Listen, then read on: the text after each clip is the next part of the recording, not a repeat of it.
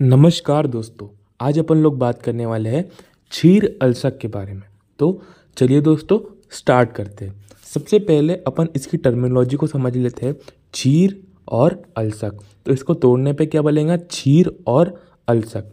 क्षीर का मतलब तो अपन को पता है दुग्ध, ठीक है, जो माता जो स्तनपान कराएगी बच्चे को, उससे लिया गया है क्षीर। और अल्सक वो अपन यहाँ पर देखने वाले हैं। देखो, अर्थात आहार का ऊर्ध्व तथा अधः मार्ग से न निकल पाना, न ही आहार का पाक होना।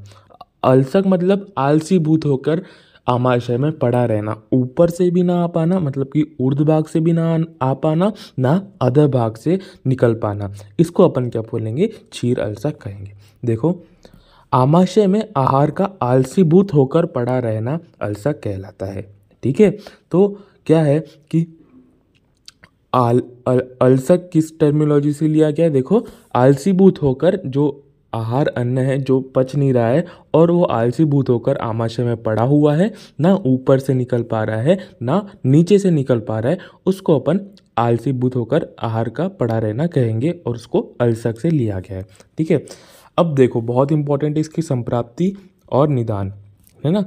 धात्री द्वारा त्रिदोषज प्रकोपित आहार विहार का सेवन। तो देखो, यहाँ पर जो है ये बालक सेवन नहीं कर रहा है, यहाँ पर धात्री त्रिदोषज आहार विहार का सेवन कर रही है। उसके कारण यह त्रिदोष प्रकोपित होकर वैश्य प्रदेश में चले जाते हैं, है ना। ये इसमें जो धात्री है, धात्री ने त्रिदोष प्रकोपित आहार विहार का सेवन किया, उसके कारण जो तीनों दोष हैं वो प्रकोपित होकर वृक्ष प्रदेश में चले जाते हैं और क्षीरवह नालिकाओं में प्रवेश कर जाते हैं। मतलब क्षीरवह स्रोतस जो है, क्षीरवह वहाँ पर उसकी जो धमनियाँ हैं वहाँ पर प्रवेश कर जाते हैं वृक्ष प्रदेश में जाकर, वहाँ पर स्तन को दूषित करके कर देते हैं, है ना। तो वहाँ पर जो स्तन की उत्पत्ति हो रही है उसको दूषित कर देंगे, स्तन को दूषित कर देंगे क्षीरवह नालिकाओं में जाकर, ठीक है। इसके बाद में स्तन जो रहेगा वो बालक पान करेगा, है ना। जो स्तन रहेगा अब क्या करेगा, वो बालक पान करेगा और बालक को क्षीर अल्सक हो जाएगा, ठीक है। तो क्या हुआ, सबसे पहले त्रिदोष प्रकोपित हुए। जब त्रिदोष आहार विहार का सेवन किया धात्री ने तो त्रिदोष प्रकोपित हुए। त्रिदोष जो है वो वृक्ष प्रदेश में जाकर वृक्ष प्रदेश में चले गए, ठीक है, किसके, धात्री के, ठीक है। फिर वहाँ पर क्षीरवह नालिकाओं में प्रवेश कर गए वो और स्तन को दूषित कर दिया। स्तन को दूषित कर दिया तो स्तन का किसने पान किया, बालक ने पान किया, तो बालक को क्षीर अल्सक की उत्पत्ति हो गई, ठीक है। तो आगे अगर क्षीर अल्सक को अपन और समझने जाए तो क्या होगा, जब वो त्रिदोष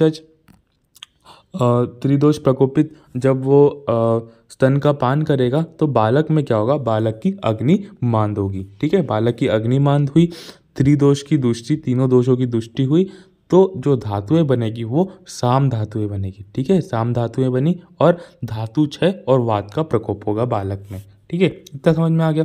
इसके बाद में इसके लक्षण को देखते, बहुत इंपॉर्टेंट है। इसके लक्षण में क्या क्या देखने को मिलेगा, अंग भंग आक्षेप, कन्वल्शंस देखने को मिलेंगे, अंग भंग देखने को मिलेगा।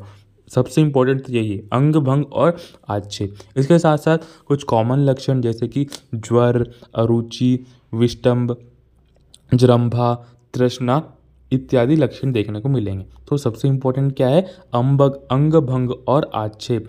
इसके साथ साथ ज्वर, अरुचि, विष्टंभ, जृंभा, तृष्णा आदि भी देखने को मिलेगा। इसके बाद में मल जो है इसका दुर्गंध युक्त आम युक्त जल सदृश द्रव मल, है ना। तो जो इसमें जो मल है वो दुर्गंध युक्त होगा, बहुत गंदी स्मेल आएगी।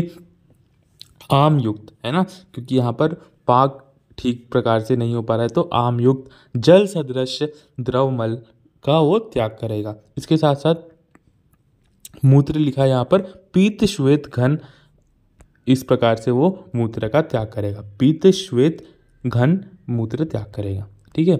साध्यता असाध्यता की बात करें तो अत्यधिक दारुण, बहुत कठिनाई, अति कठिन एवं दुष्चिकित्सीय, बहुत दारुण रोग है ये, अति कठिन, है ना, बहुत ज़्यादा कठिनाई से ठीक होगा, और दुष्चिकित्सीय, है ना। तो लगभग ये असाध्यता मतलब कि बहुत दारुण है, बहुत कठिनाई से ठीक होगा, अति कठिन है ना, और दुष्चिकित्सीय ये रोग है। चिकित्सा में चलते हैं। चिकित्सा में क्या कराना है अपन को? शोधन कराना है। किसका? धात्री तथा बालक। देखो शोधन किसका कराना है, बहुत इंपॉर्टेंट है, ऑप्शन में पूछ सकता है। यहाँ पर धात्री तथा बालक दोनों का शोधन कराना है, ठीक है।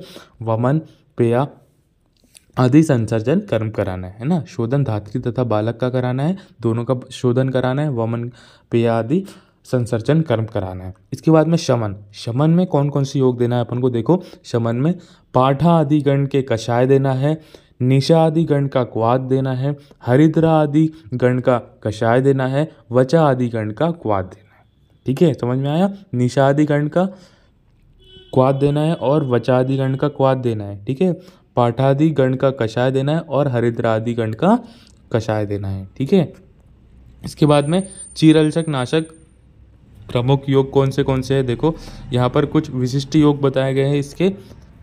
कुमार कल्याणक रस, बालार्क रस, बाल चतुर्भद्रा चूर्ण, है ना, बाल रोगांतक रस और बाल यकृत आदि लोह, ठीक है। एक बार फिर से रिपीट कर देता हूँ। चीरलचक नाशक प्रमुख योग कौन कौन से है?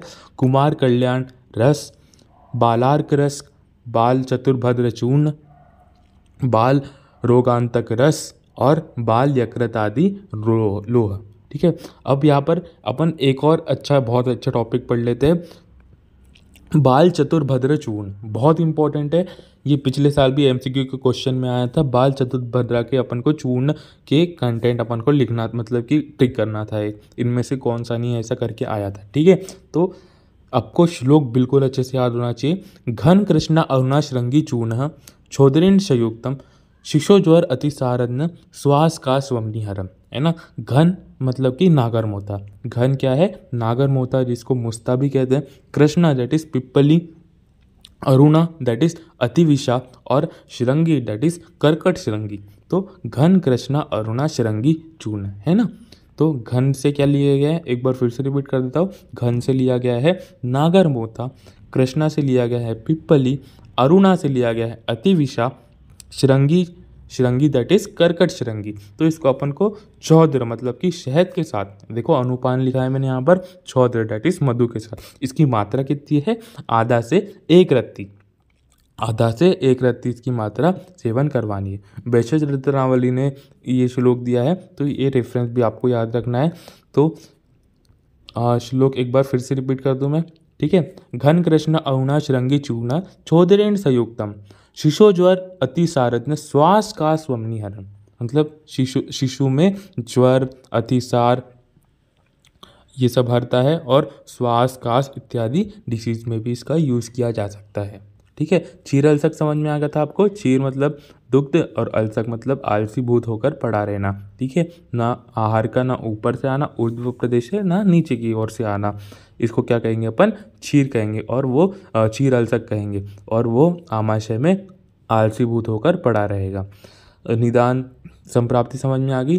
धात्री द्वारा त्रिदोष प्रकोपित आहार विहार का सेवन, और वो जो त्रिदोष दूषित होकर प्रकोपित होकर वृक्ष प्रदेश में चले जाएंगे और वहाँ पर चीर व नालिकाओं में प्रवेश करके स्तन को दूषित कर देंगे, और बालक जब स्तनपान करेगा तो उसको क्षीरलसक हो जाएगा।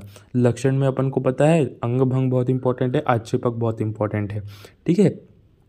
चिकित्सा में शोधन कराना है किसका? धात्री एवं बालक का, ठीक है। शमन में योग अपन ने पढ़े थे, पाठादिगण, हरिद्रादिगण के कषाय, ठीक है, निशा आदिगण और वचा आदिगण की क्वाथ, ठीक है दोस्तों। धन्यवाद।